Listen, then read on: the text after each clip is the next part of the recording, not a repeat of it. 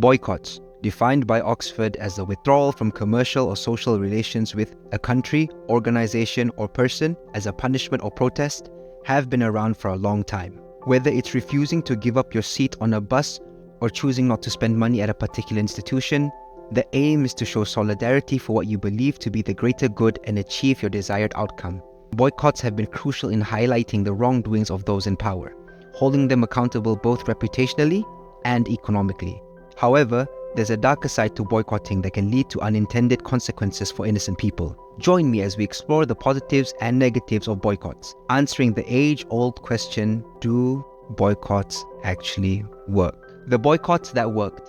On December 1st, 1955, Rosa Parks, an African-American woman, was arrested for refusing to give up a seat to a white person on a segregated bus in Montgomery, Alabama. This sparked a year-long boycott of the Montgomery bus system by the African-American community, marking a pivotal event in the civil rights movement. It ultimately led to a Supreme Court ruling that declared segregation on public buses unconstitutional. Another example is the anti-apartheid boycott in the 1980s, which pressured companies to withdraw investments from South Africa in protest against its apartheid policies. This movement not only raised global awareness, but also contributed to significant political changes within the country. The boycotts that kinda worked. In 1977, activists launched a boycott against Nestlé due to its aggressive marketing of infant formula in developing countries. Believed to contribute to malnutrition and infant deaths, this campaign raised awareness about unethical practices and garnered international support. However, despite the attention, the boycott did not lead to significant changes in Nestlé's policies, and the company remains a major player in the infant formula market. You might also consider the boycott of French products in response to France's nuclear testing in the South Pacific during the 1990s.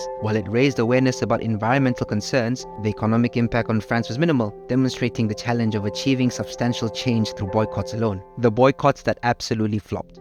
In the 1930s, the Don't Buy Where You Can't Work campaign aimed to pressure white-owned businesses in African-American neighborhoods to hire black employees. This movement sought to challenge racial discrimination and promote economic equity. However, the boycott struggled to gain widespread support and ultimately failed to produce meaningful change, highlighting the difficulties of sustaining economic pressure without a strong, unified effort, ultimately putting people in a worse place than where they were to begin with. We also have to consider some areas when you're boycotting. Number one are clear goals. Understand what you want to achieve. Is it policy change, raising awareness, or economic pressure? Number two, target selection. You have to identify which companies or organizations are most responsible for the issues at hand, because misguided targets can dilute the effectiveness of a boycott. Number three, public support. Cultivating a strong base of public support is crucial. Effective communication and outreach can help garner attention and participation. Number four, sustainability. Consider how long the boycott will last. Sustained action can lead to meaningful changes, but short-term efforts may fade without impact. Number five, potential backlash. Be aware of possible negative consequences, such as harm to innocent workers or communities that rely on the targeted business. From these examples, we can identify three key characteristics of successful boycotts. Number one, the trigger. Why are we doing this? Number two, the reaction. How are we executing it? And number three, the outcome. What impact will this have on the boycotted entity, whether it be economically, politically, or socially? It is evident that when the outcome aligns with a common goal,